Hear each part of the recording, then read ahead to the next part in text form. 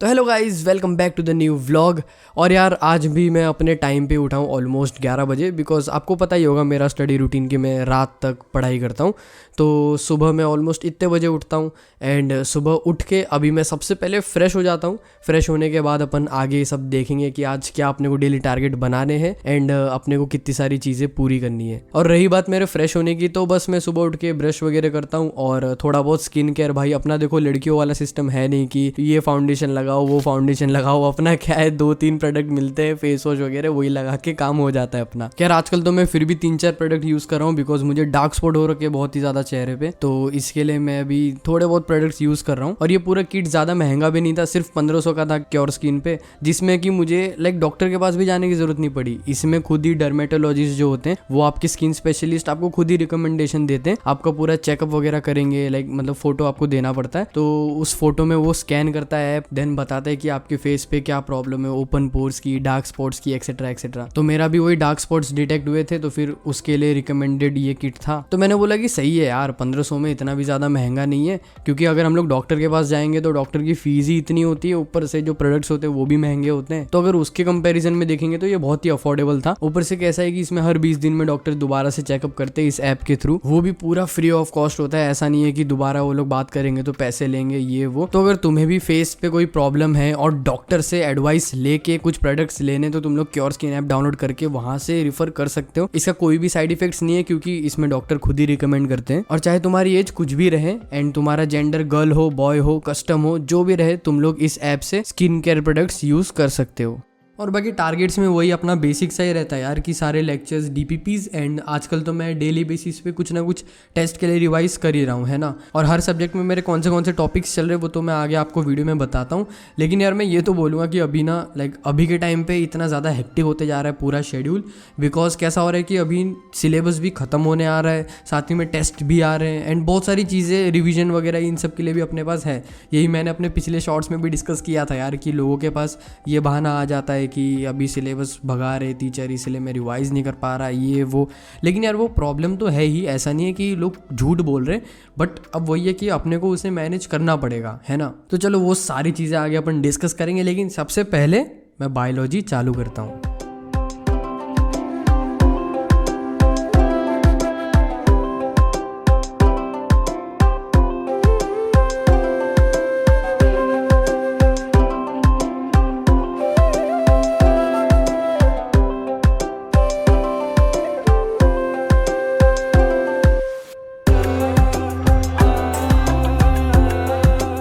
तो बायोलॉजी में सबसे पहले मैं ह्यूमन हेल्थ एंड डिजीज़ करूँगा, ठीक है। मैं इसके क्वेश्चंस आज शायद ही कर पाऊँगा क्योंकि यही लेक्चर पूरा कवर करने में थोड़ा ज़्यादा टाइम लग जाएगा।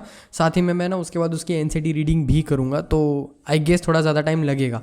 अभी फ़िलहाल मैं बात करूँ तो मैं रितु मैम का लेक्चर कर रहा हूँ। हाँ, ये बोलते हैं लोग कि मल्टीपल टीचर्स का नहीं करने का, लेकिन कैसे है कि अगर एक बार तुमने सिलेबस ख़त्म कर रखा है एक ही टीचर से 2 बार, तो फिर तुम आगे आई गेस मेरे को तो चल जाता है भाई रिफ़र करना। बाकी लोगों को अगर दिक्कत होती है तो होती होगी, एंड वो भी मोस्टली इसीलिए क्योंकि कैसे है कि हर टीचर अपना अपना अलग स्ट्रेटेजी बताता है ना। तो उनके स्ट्रेटेजी वाइज मैंने उनका कोर्स खत्म कर लिया। अब अगर रिवीजन की बारी है तो रिवीजन में तो तुम इंडिपेंडेंट ही हो ना, कि भाई मुझे जो रिवाइज करना मैं करूंगा, सिंपल है ना। ये चेक मारो गाइस, यहाँ पे क्रिश 3 की शूटिंग हो रही है। नहीं यार मस्ती कर रहा हूँ, एक्चुअली आपको पता ही होगा कि 22 को क्या है ना। तो इसलिए हमारे सोसाइटी में भी एक हनुमान जी का टेम्पल है, तो वहाँ पे भी 21 और 22 को पूजा होगी, पूरे 1-2 दिन चलेगी वो अच्छे से। तो उसी की प्रिपरेशन हो रही है पूरा अच्छे से। लेकिन यार अनफॉर्चुनेटली 21 और 22 को तुम्हारे भाई का टेस्ट भी है, तो अब वैसे तो टेक्निकली मुझे जाना चाहिए नीचे पूजा वगैरह में, क्योंकि वो रोज़ रोज़ नहीं होगा ऑब्वियसली। पर कैसा है कि अगर टेस्ट स्किप हो जाएगा ना तो उसके आगे का पूरा शेड्यूल बिगड़ जाएगा, क्योंकि लेक्चर्स तो अपने हिसाब से चलेंगे। उसके बाद उसके जस्ट 1-2 हफ्ते बाद फिर से AITS भी है, तो यार ये टेस्ट दूंगा, फिर उसके बाद AITS का भी प्रिपरेशन करना रहेगा। तो बहुत सारी चीज़ें होंगी यार, तो देखना पड़ेगा अब क्या क्या करना है। पर ठीक है, फिलहाल देखते हैं कैसे एडजस्ट होता है। अभी तो मैं कंटिन्यू करता हूँ अपना। 1 सेकेंड, अब ठीक है। हाँ, एक्चुअली मैं थोड़ा सन किस लेने की कोशिश कर रहा हूँ, तो अगर अच्छा लगे तो बता देना, ठीक है। एनीवेज मैं कह रहा था, आई कमर दर्द हो गई। मैं कह रहा था कि अब इसके बाद ना आपको सीधा कट सीन देखने मिलेगा, इसीलिए क्योंकि क्या हो रहा है ना कि मैंने काफ़ी टाइम से अभी देखो मैं व्लॉग डिले करके डाल रहा हूँ। डिले नहीं, मैंने खाली रीशेड्यूल किया है। पहले मैं अल्टरनेट डेज पे करता था, लेकिन अब थोड़ा ज़्यादा गैप लेके कर रहा हूँ। तो अब ना वो आदत छूट गई है कि हाँ भाई हर वक्त रिकॉर्ड करना है। पहले कैसे एक दिन व्लॉग, एक दिन शॉर्ट्स, एक दिन व्लॉग, तो रोज़ ही रिकॉर्ड करना पड़ता था। तो माइंड में रहता था कि हाँ भाई रिकॉर्ड करना है, रिकॉर्ड करना है, रिकॉर्ड करना है। अभी तो मैं भूल ही जाता हूँ। तो हाँ, अभी जब मैं एडिट करने बैठा था तो मेरे को याद आया कि भाई मैंने आगे के सीन तो रिकॉर्ड ही नहीं किए। तो अब वैसे एक्सेप्ट कर लेना तुम। हाँ, तो अभी कट सीन के बाद तुम्हारा भाई सीधा केमिस्ट्री करने बैठा है। केमिस्ट्री में देखो अभी ना मैं पी ब्लॉक का एनसीईआरटी रीडिंग कर रहा हूँ। ये मैंने अपने शायद पिछले शॉर्ट्स में भी डिस्कस किया था। अभी मतलब फिलहाल मेरे ये 1-2 हफ्ते से तो पी ब्लॉक ही चल रहा है, क्योंकि एक तो इसके लेक्चर्स भी बहुत ज़्यादा है जैसे मैंने डिस्कस किया था, और एनसीईआरटी रीडिंग इतनी ज़्यादा कॉम्प्लिकेटेड है ना भाई, क्या ही बताऊँ। तो आई गेस तुम लोग भी जानते ही हो कि हाँ कॉम्प्लिकेटेड तो है पी ब्लॉक। तो उसी के हिसाब से अगर वो कॉम्प्लिकेटेड है तो हम इसे ज़्यादा टाइम देंगे और इसको हम लोग और ज़्यादा कंडेंस करने की कोशिश करेंगे। शायद मैंने सही वर्ड बोला होगा, मुझे भी नहीं पता, बट तुम समझ रहे हो ना, भावनाएं समझ रहे हो ना मेरी कि मैं क्या कहना चाह रहा हूँ। कि अगर कोई भी चीज़ ज़्यादा टफ है तो उसे और ज़्यादा टाइम दो ताकि वो कम टफ हो जाए, है ना। क्योंकि क्या ही कर सकते हो, और कोई सॉल्यूशन नहीं है अपने पास। कंप्लेन तो करेंगे नहीं कि भाई ये तो बहुत टफ है, बहुत टफ है, उसको सॉल्व तो करना पड़ेगा। तो वही सीन चल रहा है। बाकी मैंने इसका एक बार एनसीईआरटी रीडिंग की थी, फिर मैंने डीपीपी सॉल्व करने बैठा और भाई साहब क्या क्वेश्चन गलत हुए मेरे, दबा के गलत हुए थे। तो मैं बोला कि नहीं, शायद रीडिंग ठीक से नहीं हुई है, इसलिए अब मैं दोबारा से वही स्टार्टिंग से रीडिंग कर रहा हूँ। जितनी बार गलत होगा मैं उतनी बार रीड करूंगा, लेकिन सही करके रहूंगा। हाँ, तो चलो मैंने केमिस्ट्री का तो बता दिया। उसका रिवीजन में मेरा भाई पहले के ज़्यादा टॉपिक्स नहीं चल रहे। मेरे फिजिकल केमिस्ट्री रिवीजन चलती है बीच बीच में, मतलब कभी कभी मूड होता है तो फिर मैं फिजिकल केमिस्ट्री का कोई टॉपिक उठा के सॉल्व करता हूँ। बाकी केमिस्ट्री में अभी पी ब्लॉक पे थोड़ा ज़्यादा फोकस है। देन अगर बात करूँ मैं फिजिक्स की, तो फिजिक्स में अभी मैं फिलहाल फ्लूइड्स के क्वेश्चंस कर रहा हूँ। मेरे 2-3 दिन से फ्लूइड्स चल रहा है। मोस्ट प्रोबेबली आज नहीं तो कल मेरा फ्लूइड्स खत्म हो जाएगा। और फ्लूइड्स में इसे लेकर रहा हूँ क्योंकि अगले AITS में वो आने वाला है। हालांकि अभी नेक्स्ट संडे को ही अपना एक टेस्ट है, बट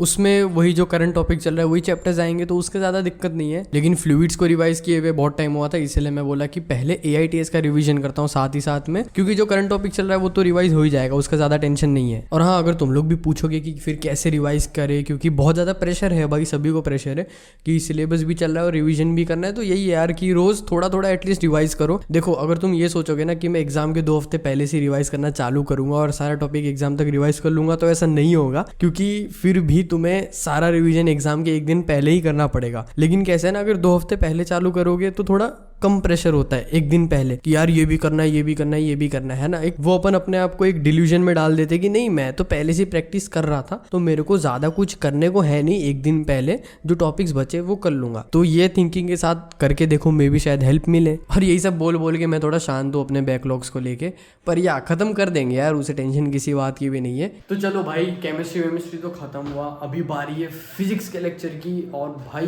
कसम से क्या ही बैकलॉग हो रखा है ना इसका। वैसे तो मतलब मैं हर वीडियो में यही कहता हूँ कि बैकलॉग है, बैकलॉग है, बैकलॉग है, क्योंकि ऐसा हो रहा है ना कि जो मेरा बैकलॉग हो रखा था तो वो हो ही रखा था, लेकिन उसके बाद सर ने एक्स्ट्रा क्लासेस लिए और मैं तो दिन में एक ही लेक्चर करता हूँ, बट सर एक्स्ट्रा क्लास लिए जाते हैं, तो इस वजह से मेरा वो एक्स्ट्रा क्लास का पार्ट रह जाता था और उस वजह से थोड़े थोड़े लेक्चर्स हो गए पेंडिंग।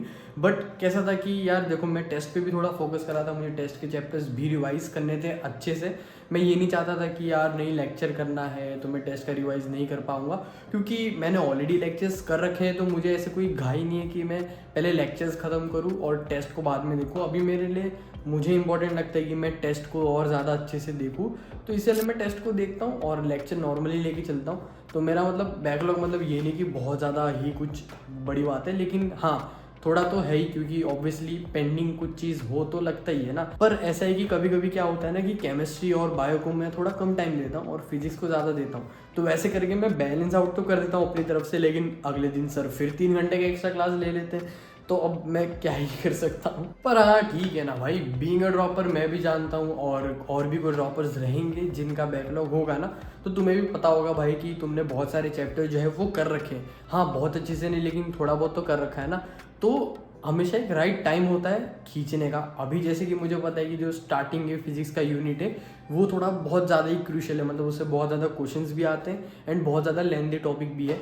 तो इसको ऐसे घाई घाई में नहीं खींचना है अपने को, इसको थोड़ा स्मूथली लेके चलना है। आगे जब मॉडर्न फिजिक्स आएगा, जो पार्ट ऑलमोस्ट केमिस्ट्री में वैसे ही कवर्ड हो जाता है, तो उस पार्ट पे खींचेंगे। हाँ, तो फिजिक्स का लेक्चर खत्म करने के बाद मुझे लगा कि अभी मुझे इनकी डीपीपी सॉल्व करनी चाहिए, क्योंकि अभी मैं वही बता रहा था ना कि काफी टाइम से किया नहीं है, तो अभी कर ही लेता हूँ। तो बस ऐसे ही कुछ मेरे AITS की प्रिपरेशन चल रही है, मोस्टली करंट टॉपिक्स चल रहे हैं एंड थोड़ा थोड़ा AITS का चल रहा है। और जैसे जैसे AITS और करीब आएगा अपन प्रैक्टिस और बढ़ा देंगे, क्योंकि पिछली बार आपको पता ही होगा कि मैंने मार्क्स बहुत कम आए थे, इसलिए इस बार थोड़ी ज़्यादा प्रैक्टिस करनी है।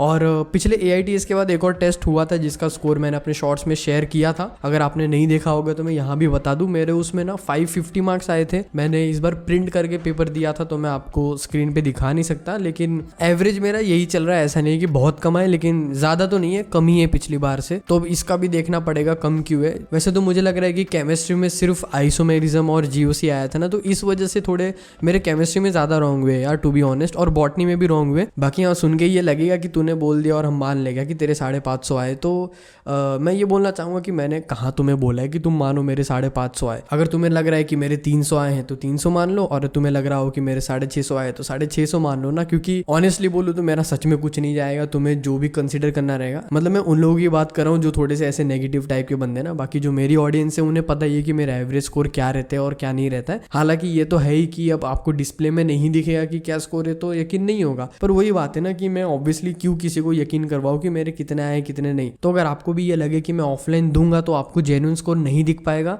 तो मैं नहीं शेयर करूंगा अगर आप लोग बोलोगे तो। और अगर आप ओके हो तो मैं शेयर कर दूंगा, फिर जिन्हें यकीन करना होगा वो करेंगे। एंड वैसे भी स्कोर मैटर नहीं करता मेरे लिए, तो मुझे पता चल गया कि मैंने कहाँ गलती की। मैंने आइसोमेरिज्म में थोड़ी गलती की और बॉटनी में गलती की है, तो मैं उस पर ध्यान दे रहा हूँ। इन दी एंड वही मैटर करता है, टेस्ट स्कोर क्या है, ये मेन तो नीट का स्कोर ही रहेगा ना। सो आई होप कि आप लोग समझोगे। बाकी बहुत ही जल्द अपन गिव अवे भी थोड़े करेंगे यार, बस तुम अपने भाई को थोड़ा प्रमोशन करने दोगे तो हाँ, तो फिर गिव अवे अपन बहुत जल्दी करेंगे, और उन सब के लिए सब्सक्राइब कर लेना। चलो भाई, आज का मेरा सारा कार्यक्रम ख़त्म हुआ। आज के लिए सिर्फ इतना ही करना था मेरे को भाई, जितना भी मैंने किया। हाँ, थोड़ी चीज़ें कम हुई है, बट ठीक है, कल जो भी बचा रहेगा वो सब कंप्लीट कर लूँगा मैं।